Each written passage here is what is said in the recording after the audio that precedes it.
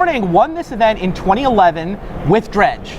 So kind of have a deck from 4 years ago, battling against Reid Duke, who's, let's be honest, he's playing a deck from 4 years before that. You're right. So this is just a blast from the past. Yeah, Reid Duke, it's Storm. And none of this fancy, like, oh, I'm going to Burning Wish, I'm going to Oath the Druids and put Grizzlebrand into play. No, he's just all the one-ofs. Deck list continued on the back page. Used every line of the deck sheet, still needed 4 cards on the back. By the way, one of the cards on the back.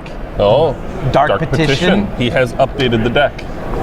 He has updated the deck with a Dark Petition instead of, I believe that replaces the one Grim Tutor that was in his top 8 list from a couple of years ago. Does he still have? Oh, you know what? He also updated the deck with a second Chrome box. 2 Chrome box. It's unrestricted now. Not restricted anymore, so. It's been unrestricted since 2009, but that's okay. Reid just found out about this about a week or 2 ago. That's great. I mean, the 1 Cabal Ritual, 1 Chain of Vapor, 1 Mental Misstep. Yeah, I mean, we kid, but it's actually awesome, right? I mean, Reid built up a lot of muscle memory with this deck, playing it at the local games shop back in the mid-2000s, and, you know, doesn't get to play Vintage very often, but when he comes back to Vintage, he just kind of dusts off the deck that he knows. Yeah. I mean, and it's great Brings to see it to play. out at this event. Yeah, played the WMCQ yesterday. Did not make that top 8, but he was ready for Vintage the whole time. I know that Absolutely. This should be fun. Now, I think this matchup has to be good for Reid. I would imagine. I mean, the only thing to watch out for is and not that you can watch out for therapies, but both decks are just kind of going crazy. You see Serum Powder. It's like, can I read that? Let me make sure I understand what's going on. Yeah, okay, you're on Dredge. Reid's probably happy to see the Cabal Therapy. I think they've booked mulliganed once already. Yeah, that's a 6-card therapy hand, or 6-card Serum Powder hand. Powder. And he's going to 5. Now, look, the recipe with Dredge is pretty simple. Does my hand have a Bazaar Baghdad in it? Right. If yes, keep. If no, check for Serum Powder, and then either Serum Powder or mulligan to 1 less. It's a pretty straightforward recipe. It results in, oh wow, Reid's also going down to 5. And that's part of the reason he's reading Serum Powder, to make sure how the timing works. Serum Powder happens during the mulligan phase as your mulligan.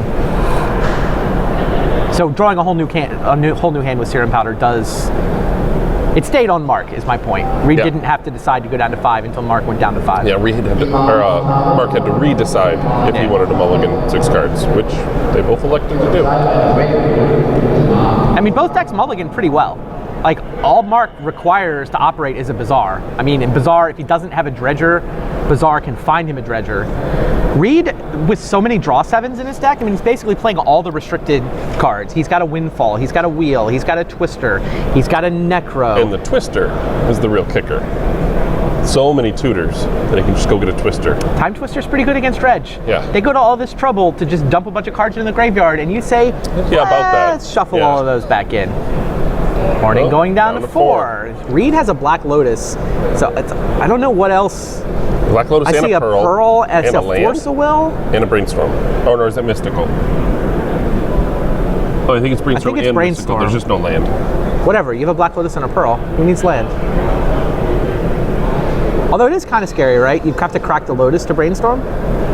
But if you fail, wait. If you crack the Lotus, can you Mystical and then Brainstorm? Yeah, you could Mystical and like Brainstorm into Ancestral if you wanted to. Yeah, you can't quite get to Twister.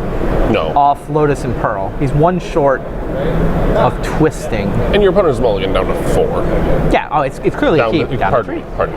Down to 3. Now you do keep 1. That's the end of the Dredge loop. Yes. There's no reason to mulligan to 0. You may as well keep the 1 card, even if it's not a Bazaar Baghdad. And I mean, the math works out to be like, it's 90-something%, you'll find the Bazaar. Like 95-ish%, I think, or is it better than that? There's some argument there. I mean, by committing to this plan up front. Right? You're right. But if you're willing to go all the way to 1, yeah, a lot of people have said it's in the 96% range that you actually hit a Bazaar. Yeah.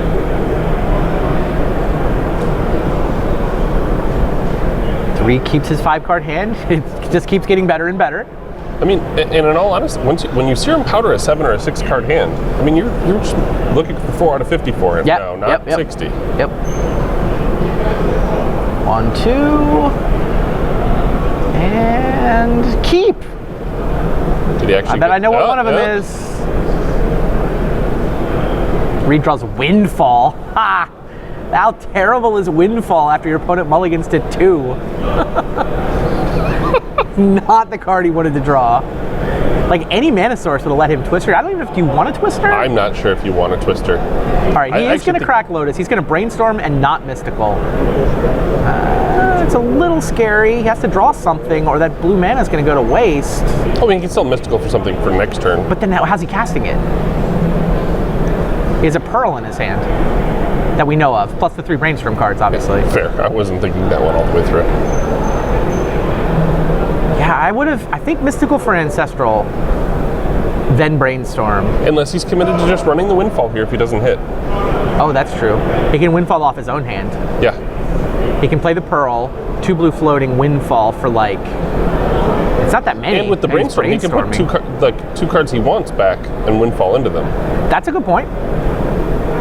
He found a Dark Ritual, but again, no reliable mana.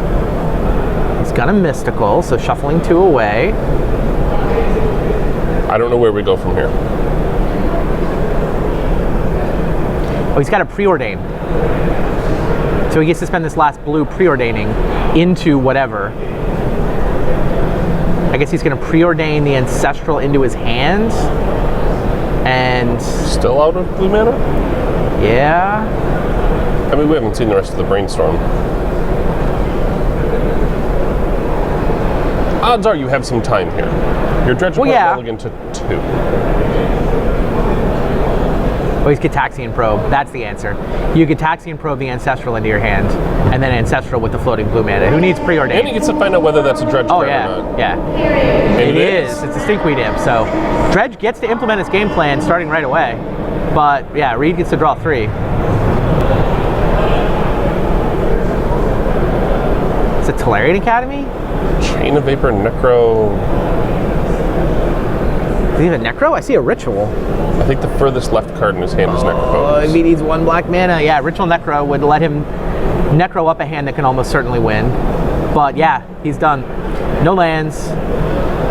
He's got a Mox Pearl as his only mana source. Bazaar draws 2, discards 3. Now, during Mark's upkeep, and this is what a lot of Dredge players will do, you know, their deck is their graveyard. Like, this is the game plan. We're just going to put it all into place. Everybody can see what's going on. So he has to draw. Okay. Yeah, Stinkweed Imp failed. Of course, he discards it so that he can dredge on his draw step. But he would have preferred to dredge twice off that Bazaar. It's a Narcomoeba. Pair of Narcomoebas. Which means those Cabal Therapies are live. 2 therapies in the yard, right? But no copies of Bridge from Below. Okay, here's Cabal Therapy. Naming, I have no idea what you name here. He has, how does anyone have any idea what to name here? Oh, Dark Ritual. He hit! Oh. He named and hit Dark Ritual. I have seen some of the best therapies walking around during the Swiss rounds. Yeah? I guess Dark Ritual is the card you name against Storm, right? It's a 4-of that's very good, that could easily be in Reid's hand, and is. Man, Reid had the Tendrils too. If he'd hit a black mana source off that Ancestral, he would have won the game on turn 1. Yes. He had the storm count high enough that Mox Dark Ritual Tendrils of Agony would have just, I think that would have just been 20. Yeah, his opponent mulliganed to 2. And Reid almost killed him on the first. Oh, the Jet was the top card of the library. That's how close Reid Duke was to a turn 1 kill. Right now. 5-card hand, and he was the top card of his library would have enabled the turn 1 kill. Well, I mean, wouldn't he just ritualed the Necro out? I'd rather kill my opponent with Tendrils. Had he cast enough spells for that? I mean, it was Look at his graveyard. Lotus, the 3 blue spells that he used the mana for. 6. Mox, Ritual, Tendrils. That's 10. Oh, fair. Yeah. So close. I believe the Dredge player is a heavy favorite at this point. Oh, yeah. Yeah, I mean, Reid he's got 2 Moxes, but it's not like he needs a Twister. Draws a Petal. Petal. That'll get him Necro. No, it won't. The Ritual's in the graveyard from the Cabal Therapy. So he's Jet, Petal, Pearl. Doesn't do anything. I mean, he needs a Twister is what he needs. And he's just slow rolling all of this. Right. There's a bridge, finally. Does he have main deck ley lines? Indeed. Wow. The Golgari Thug made the cut. Sometimes you need some more dredgers.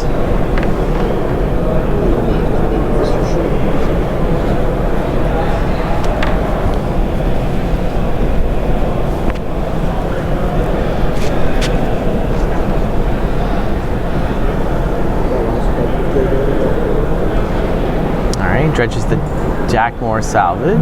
Now there's some grave trolls. One of the lands for the blood ghasts. Okay. Yeah, chose to use his draw step to get Jackmore salvage so that he could put 2 blood ghasts into play. And yep, here's the Cabal Therapy. He's seen half the cards in Reid's hand, so presumably going to name one of them. Mostly he wants to start triggering Bridge from below. Still only the 1 bridge. It's only 1 token.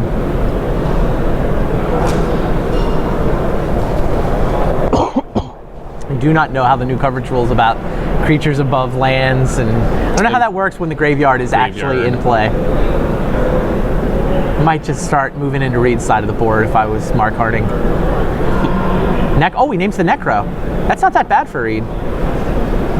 Like Mox Pearl would have been bad. Well, look, but I mean, he's got top decks, right? If he top decks a Wheel or a Twister, fair, he's off to the races. I mean, the Wheel. I mean, a Time Twister off the top is insane. He hilarious. Wins. Yeah. I mean, the Dredge player is not unhappy when you wheel, because they get a lot of their whole graveyards in the yard now.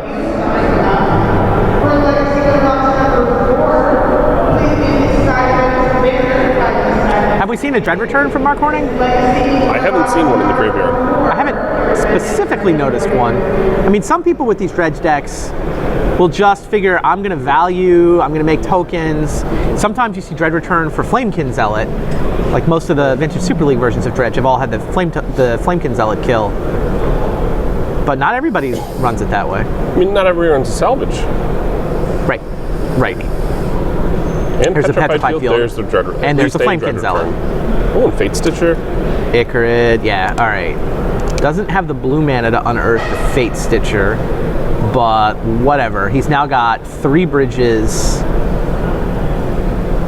and he's got the Narcomoebas he needs, so we're done, right?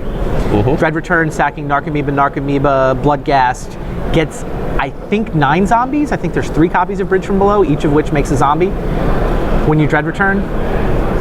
Okay, or he can Elish Norn, that doesn't do anything. It seems like you just Dread return for Flamekin Zealot and attack for 30. 33 even.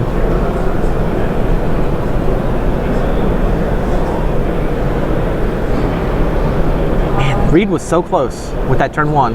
Yes. Black Lotus into Brainstorm, Gitaxian Probe, Ancestral Recall, Preordain. No, sorry, it was Brainstorm, Preordain, Probe. It was Lotus, Brainstorm, Mystical Tutor, Probe, into Ancestral. And then Ancestral. And then he was... If he'd had... He was that jet away from then going... Or a Jet, land. Pearl, Dark Ritual... He was any land or the jet away from just winning with the 10-point Tendrils. And the Mox Jet turned out to be the top card of the library. It was a 5-card hand. Almost killed on turn 1. But yeah, this should do it. 3 bridges, Flamekin Zealot, 9 zombies. Oh, 2 bridges? Yeah, even 2 bridges is good enough. Reid scoops him up. All right. Mark Hornung, 2011 Vintage World Champion, would like to get back with the same deck. Yeah. People say, oh, Dredge has never actually won anything. Well, it has. It won the last big vintage tournament on the West Coast, too. Yeah, the Stacks Exchange tournament was won by a Dredge deck, and 2011 Vintage Champs was won by a Dredge deck. Now, does Reid have a sideboard here, or does he just assume I'm faster? Wow, he does have a sideboard. He's got 4 Tormod's Crypts in his sideboard. Wow. Well, I'm not sure Leyline had been printed when he was playing Vintage. Fair. I mean, yes, he has 4 Tormod's Crypt in his yard. I mean, they do generate Storm Count better than Leylines do. They're a lot better later in the game. And you can hit them after all the miscellaneous draw 7s. Right. And yeah, 4 copies of Tormod's Crypt. Great. And on the other side? That's basically it. Barbarian Ring, Wispamere, Ingot Chewer, Nature's Claim. Now, interestingly, if I'm Mark Hornung, I probably bring in some number of Nature's Claims. Right. Because you always bring in some number of Nature's Claims. Right. Everybody has either a ley line or Grafdigger's Cage or both. So you have to bring those in. And Reid's got nothing. I mean, you can Nature's Claim a Mox. Yeah, I mean, there's a few things that come out pretty easy, like Elish Norn. Sure. Well, maybe that's the only really easy one. Leyline of the Void. He's got 4 main deck Leyline of the Void. Okay, yeah. So I think you take out the 4 Leylines. I mean, it's not irrelevant against Reid because it does shut off Yawgmoth's Will, but that's all it does. It's not irrelevant at all, but when you're trying to find a space to bring in some number of your opponent's not a graveyard deck primarily, so in comes the answers to their graveyard hate. Little does he know, Reid doesn't have any ley lines, doesn't have any Grafdigger's Cages. Doesn't have any Yixid Jailers, doesn't have any... Technically, you can blow up a Tormod's Crypt. It's never going to happen, but... Fair. Is it Update from the back table. Vincent Farino is paired against Mark Taco this round. So I'm going to guess that's a Farino brother on a Workshop's deck against the defending champ, Mark Taco. They are on to game 3. Also have Brian DeMar sitting in the feature match area this round, playing against Dave Kaplan, still in game 1. So, yeah, a couple defending champs in the feature match area this round. Yeah. So yeah, how crazy? A mulligan to 5 versus a mulligan to 2. And the mulligan to 2-1. Yeah, got therapy. We had this conversation. What's the lowest number of cards you've mulliganed to and won? We just saw mulligan to 2 win. Yes, absolutely. And to be fair, last time we had the conversation, we speculated that the most likely mulligan to 2 deck that can win is, in fact, Dredge. Mulligan down to, like, if you play it long enough, eventually you're going to hit the Bazaar on a mull to 2 or a mull to 1. Yeah, I mean, I was trying to think back to what's the lowest number of cards I've lost to. Okay. Wow, yeah. I still think it's Mike Turian. What did Turian do to you? Just mulligan to 4. Okay. But in limited. And it was just turn 2 Wild Mongrel, turn 3 Elephant Guide. That'll work. That was all she wrote. Yeah, I'm sure I've lost a mull to 4 in... I feel like in Vintage is probably where it's happened. Yeah. I know I've won on a mull to 3 with a combo deck. Just because it was Lotus Twister. Fair enough. Mm-hmm. Could have been a mull to 2. I only used 2 of the cards in my mull to 3. Just get back into it. All right, But like you can hit Lotus Necro, you can hit Land Ritual Necro. Sure. I mean, it's got to be pretty good, but anything's possible, especially in Vintage. Right. We get started again. Reid is hoping his opponent will mulligan to less cards. Wow, he really did lose to a mull to 2. He really did. Reid's hand has a Dark Ritual. I think I see some artifact mana. Is that a jar? Could be. He plays a jar. I mean, that's what Tinker gets. I mean, it looks kind of like Ritual, Lion's Eye, Jar. Starting from the other side. Is that a second Ritual in the middle? I mean, you can, you can land Rit Jar. It looks like another Ritual. On the other side, it looks like Badlands, Mana Vault, or maybe a Duress. That draw's insane. Well, you can't let them know that. You gotta tank a little bit. Okay. You can't just snap keep. That draw is absurd. If we read it correctly, it's land ritual. Oh, no, it's a vampiric. Okay, and not a second ritual. Also, really good. No, but land ritual mana vault gets you a jar. Wait, no, there's 3 black cards. Did I say Duress? Maybe the Duress I thought it was is a vampiric. Why you wouldn't have Duress in this matchup? No. There's no way he has He might not even have Duress. Oh, I'm pretty sure he does. Yeah, it's a 4 of in the main deck, but that's what turns into Tormod's Crypt, I think.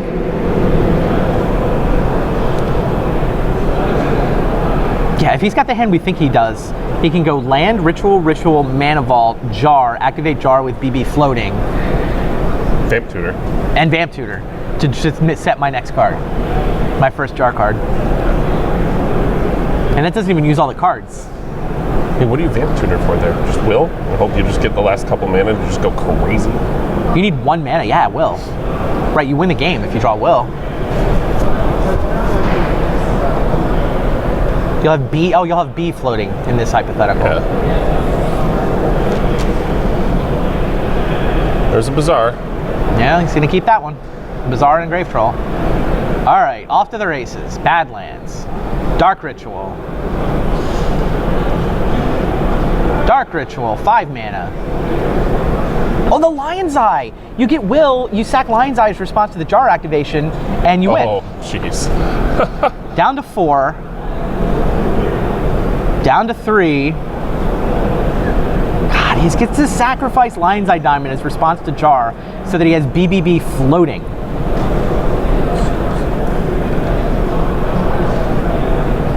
I mean, I think he can even recast the Jar and Jar into a Tendrils. He's got that much mana. Or I actually think you come back out with whatever you draw, and then you still get to Ritual, replay the Jar, Vampiric into the Tendrils, put Jar the into Lion's the Eye Tendrils. into play. Oh, the Lion's Eye, yeah. Sack the Lion's Eye again. Welcome to Vintage, ladies and gentlemen. Reid Duke lost to a Multitude, and this time he's not even going to give his opponent a turn. Yes. Tap Mana Vault, 1 black floating.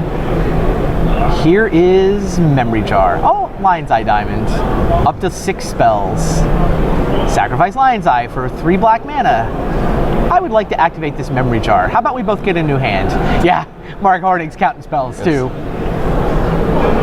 Well, my 7-card opener, and I have a land in play. I mean, it's a laydown. He's got it. 1, 2, 3, 4, 5, 6 spells.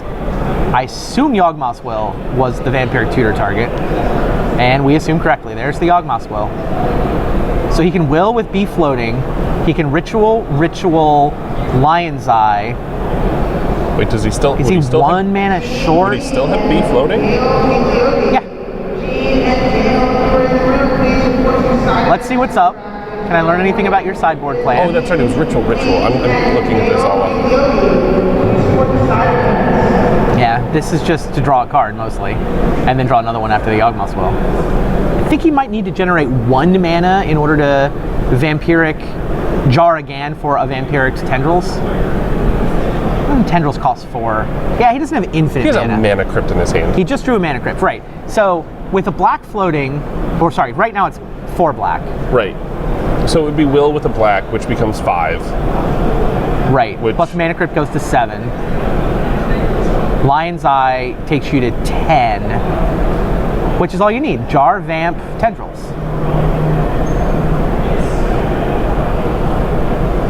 And obviously you pay colorless for the Yawgmoth's Will, because why not? You just wanted to do it?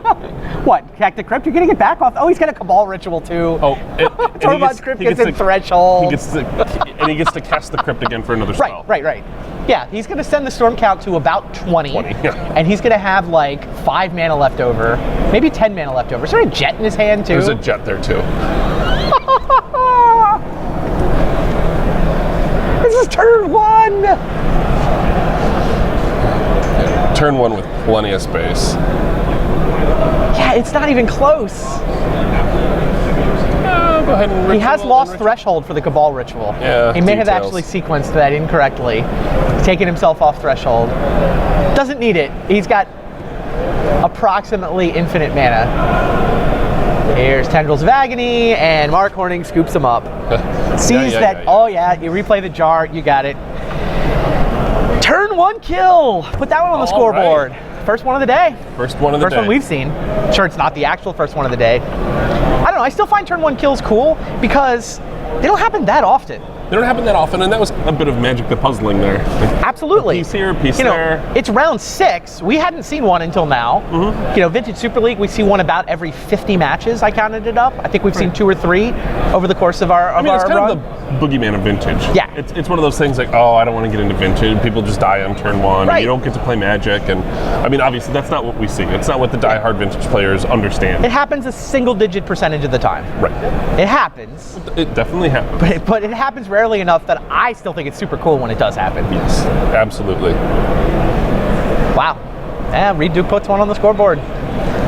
4-1, forcing a game 3, looking to go 5-1. He will be on the draw this time, but he's just faster than Dredge. Yeah, he's just hands down faster. I mean, the game he lost was a mull to 5, where he was actually this close to another turn 1 kill. Right, to just end. But in fact, like sometimes when the deck falls apart, it's just like, oh, I have no mana to cast anything. Yeah.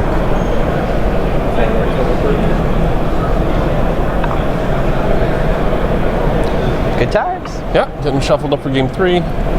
See if I can get any updates from the back tables. We did have Vincent Farino playing defending champ Mark Taco, both at 4-1, and Dave Kaplan versus Brian DeMars as well. Who's still undefeated? Rich Shea is still undefeated, 5-0 for the Doctor, or Doctor the Atog Lord. I gotta stick with Doctor the Atog Lord. Taco is currently in game 3. Taco Farino is currently in game 3. Danny Batterman's still on 4-1, so he won last round. Paul Mastriano is 5-0.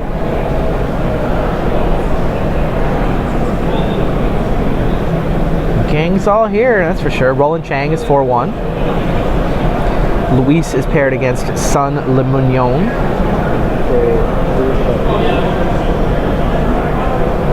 Kevin Cron picked up a loss. He's 4-1 coming into this round.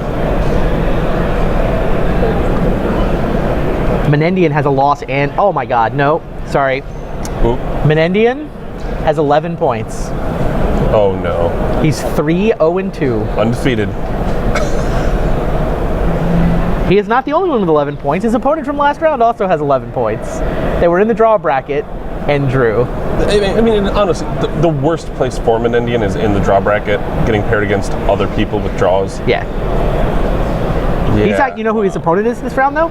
Menendian got paired up, so he's playing a 12-pointer. He's playing Josh Ravitz. Huh. That would have been a fun one. I'm certainly I don't think it makes the cut versus Reid Duke against a former champ, but I mean, 3-0-2. He is still drawing live for top 8. Yeah. Oh yeah. Yeah. I mean, but he has he's to win better out. than the X1-1s. Yeah. He's better than the X1-1s. A third draw would effectively give him 2 losses. Right, and I think he took the draws early enough that the His tiebreakers won't would be suck, good yeah. enough. But yeah, absolutely drawing live. Menendian is a former champ. He won this event in 2007, defeating Dr. the Atog Lord in the finals. Yes, and has written volumes on vintage play, and especially Gush since then. Looks like we're kicking off game 3. No one has written more. Yeah. And a mulligan. And vintage strategy, not all that he writes. No, I was about to tell that story as well. Go ahead. Well, I just know...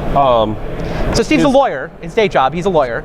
And he wrote a brief in a case he was in that was recently cited by the Supreme Court. Yep, amicus brief cited by the Supreme Court of the United States of America. Yeah, I mean, That's for a lawyer... really freaking cool. Yeah, I mean, he's a young guy. I mean, developing his career as a lawyer. I mean, and I believe in that decision, it was the only brief sourced. Correct. Correct. It was like a housing discrimination case. I think he works for a public policy institute of some kind. Yeah, but hey, for a lawyer, that has to be exciting. Absolutely I think it's really cool. I think it's cool, and I've never really studied law.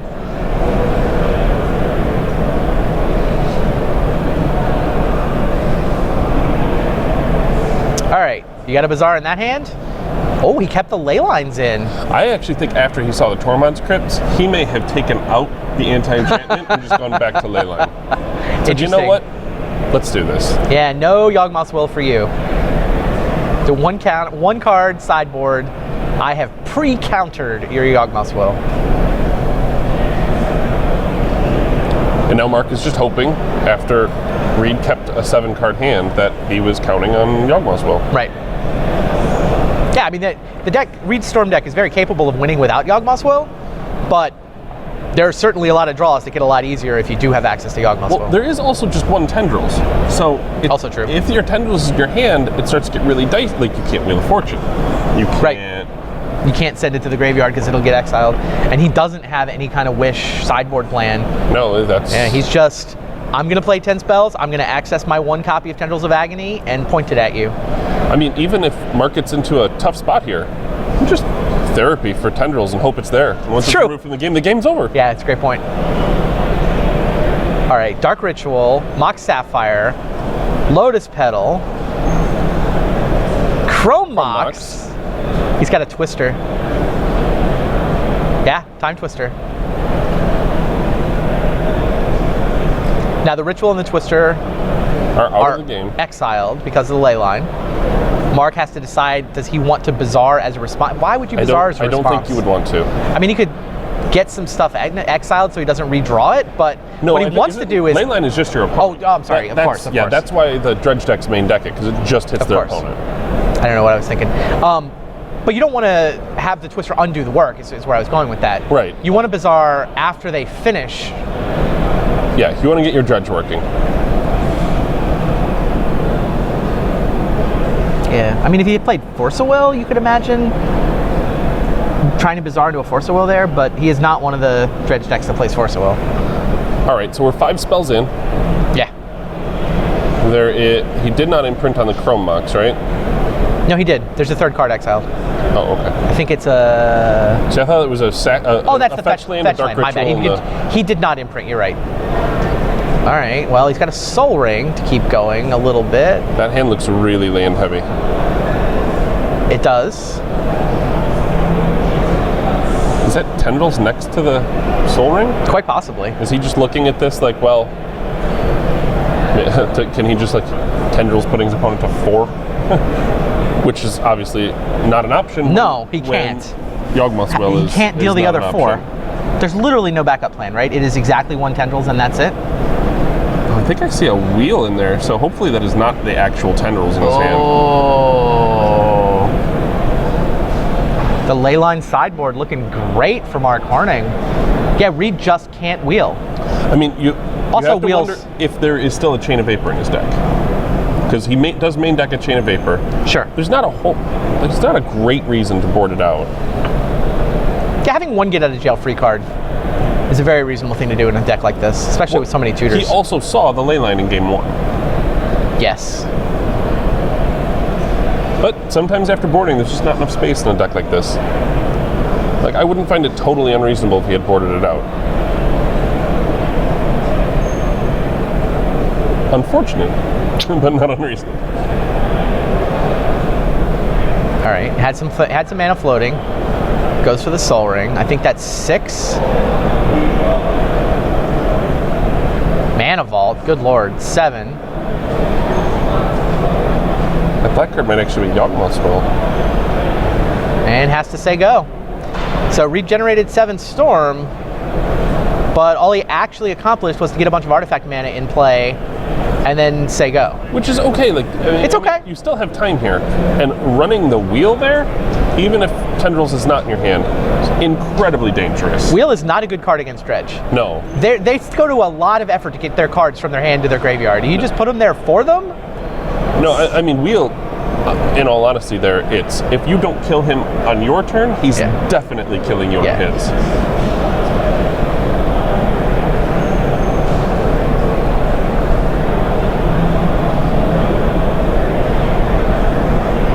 I mean, after hitting that Fate Stitcher, if he has the Rainbow Land, I mean, we might be looking at turn 2 anyways. Yeah, Dredge is capable of a turn 2 kill, especially with a Fate Stitcher. Mark now discarding the Bazaar. He's going to discard the bridge that was in his hand, I mean, rather it looks than like the he's building for it. It's the first bridge. We have a Dread return. Okay, discards Dredger, Bridge. Gets a Narcomoeba. And that Icarid can trigger and come out to play as well. Oh, that doesn't trigger at the beginning of upkeep? It did. Oh, it was already there. He was discarded there it at the end of last turn? Exactly. Got it. Yeah, that Bazaar activation was with the Icarid trigger on the stack. Draw step.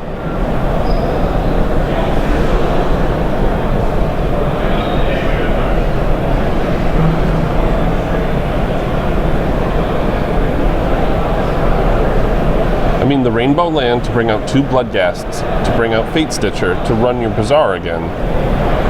Pretty good. If he has it, must not have it. Must not have it. Goes into his attack step, so no Flamekin Zealot is attacking this turn.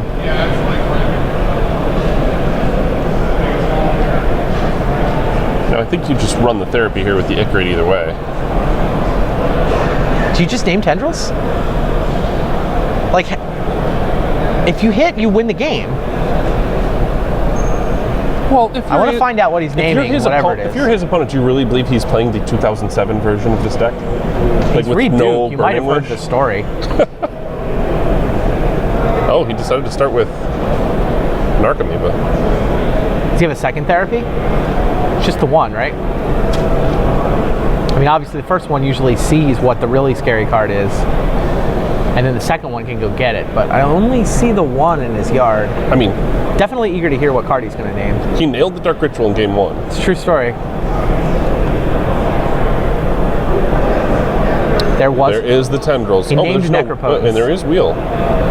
Okay. Oh, wow. Wheel and Jar, but with the Tendrils in his hand.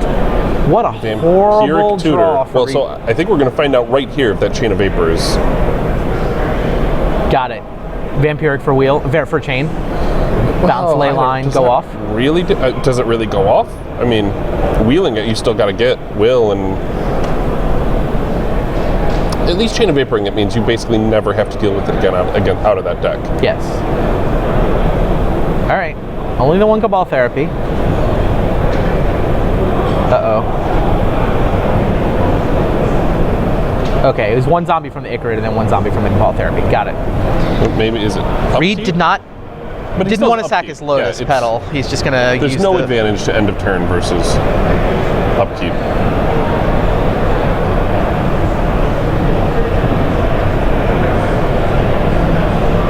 That was a scary turn for Reid. Yeah. He survived it though.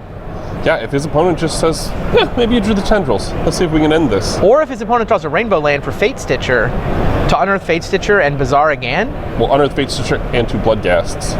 And Right, Bazaar again. and Bazaar again. I'm probably going to hit a Cabal Therapy. I may kill you if I hit enough bridges and the Dread Return. And if I hit the Flamekin Zealot I may kill and you, another but, bridge. But at a minimum, I'm going to hit another Therapy. And Yeah, no land for Mark Hornung.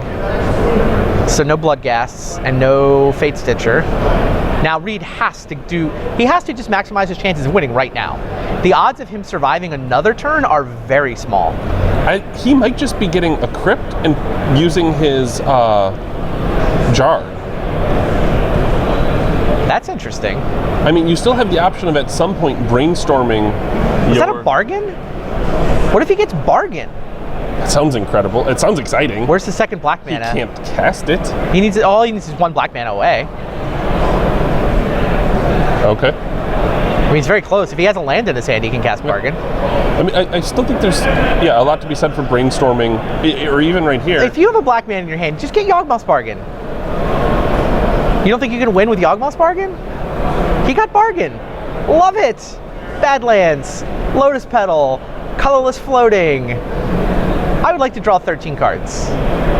I'll figure it out. I think I can win. Forget about this leyline stuff. Hey, I've already got the Tendrils in my hand. You're not going to have to figure out how to get into Tendrils. He just needs Storm Count and 4 mana. 2, 3. Is that Time Walk? I think it's Tinker. Time Walk would be awesome. That is Time Walk. Oh, Walk. Give yourself an untap step. And he already hit the Chrome Mox and a Gitaxian Probe. Sure. Now, how many spells does he cast this turn? Just the Vamp and the Bargain? Vamp, Bargain. He's giving away 2 Storm, but he gets 4 mana if he Time Walks. I think I would walk and get an untap step and a land drop. I think I'll just draw some more cards and then decide. Sure. But you're not going to draw up above 7, probably.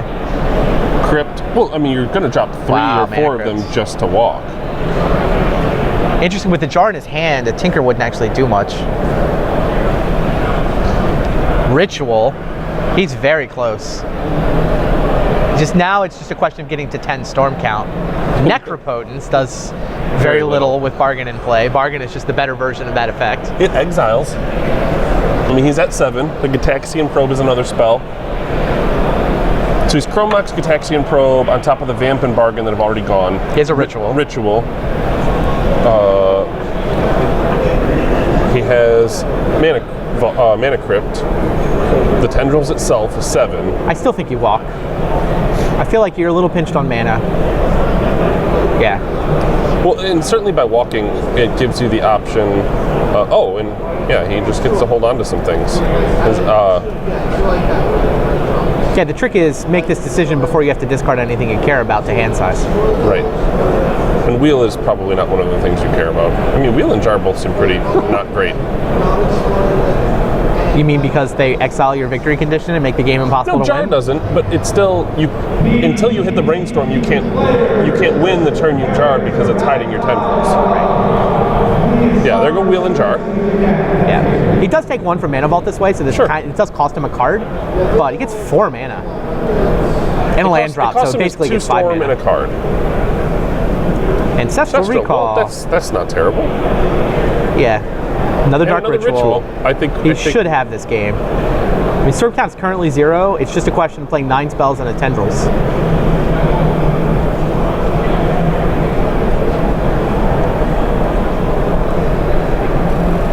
Update from the back table, by the way. Mark Taco defeated Vincent Farino. Defending champ is still alive at 5-1, and Brian DeMars also alive at 5-1, having defeated Dave Kaplan.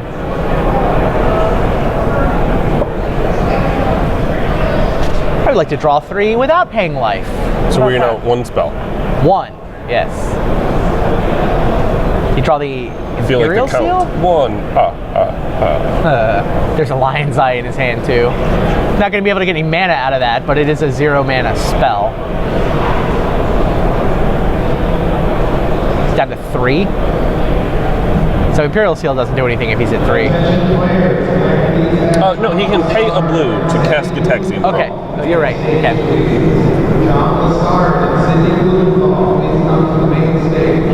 Okay, yeah, he's just going to do that. 2. I feel like it's too early to do that. Oh, never mind. He's at Depends. 1 life. Yeah. Oh, he's at 1 life. Yeah, we're done. 0 mana artifact. Hopefully this adds up. 2. Crypt is 3.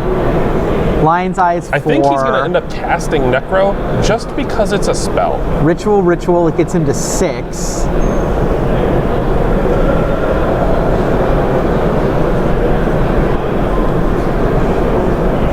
Yeah, he might. He's out of blue mana, right? So, yeah, so okay, now that's we're at 3.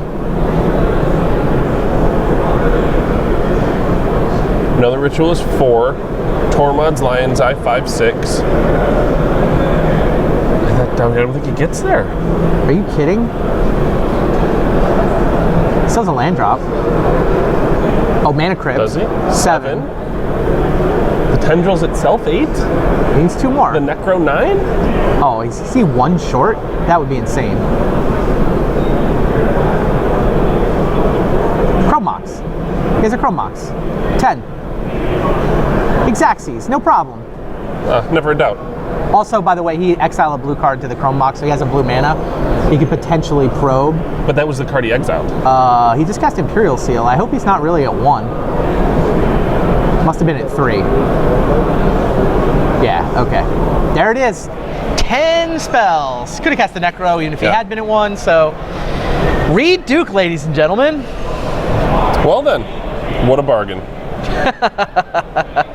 You wanted a vampiric tutor for Chain of Vapor. Yeah. And then we should get Reid in here to talk about that. Yeah, that's our last match, so nothing left in the feature match area. We should have them send us Reid. That was fun. That was great. That was a great match. That's vintage. Yes. Puzzling together a win like that. I mean, that layla caused a problem. It caused a big problem. Oh, because he drew the Tendrils, yeah. Yeah. And he drew the wheel and the jar. Like, I could wheel to exile my Tendrils. I could set it aside in a memory jar hand that I can't access until the end of the turn. Yeah, that's tough. He's got 2 draw 7s in his hand when he has the Vampiric for bargain. Some power in that deck. Absolutely. Deck's great. I like seeing a deck that takes such advantage of bargain. Oh yeah. I mean, we've had some situations, I think even in VSL, where bargain hits the table and it doesn't even do the job. Like, we end up bargaining for 10 and like, oh. Bargain's kind of insane. Yeah. The fixed Necropotence. Just charge 3 mana for it. It'll be fine. Wow. Yeah, that's great. I mean, I'm just looking at the other cards in his deck. But other than bargain, like I would also love to see a Giant Mind's Desire on camera. Like, Sure. never know what you're gonna get. It's just no. That was a great match. I mean, I feel like the Dredge player did everything he could. Yeah. I mean, game 1 just exceptional. Like nailing the Dark Ritual. Like just Yeah, good point. Keeping him off the Necropotence. That's a great point. He didn't have a a whole lot of choices in game 2. He didn't get a turn. No, he just got to watch. He mulliganed to Bizarre and then started shuffling again. Yes. So that's his story for the round. So game 1 I mulliganed to 2 and I won. And then I lost the match.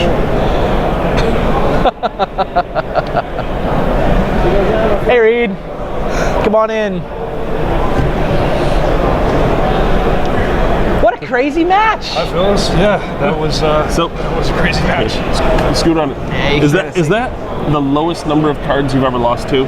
Someone mulliganing to 2? And then beating you game 1? Yeah, although oddly enough, I had another match where I played against Belcher, and he mulliganed to 3, and he went Lion's Eye Diamond, Mox, go. So one card left in his hand. Okay. I'm safe. When I get taxi and probed him, his last card was Goblin Char Belcher. So if at any point he draws Black Lotus, I'm immediately dead.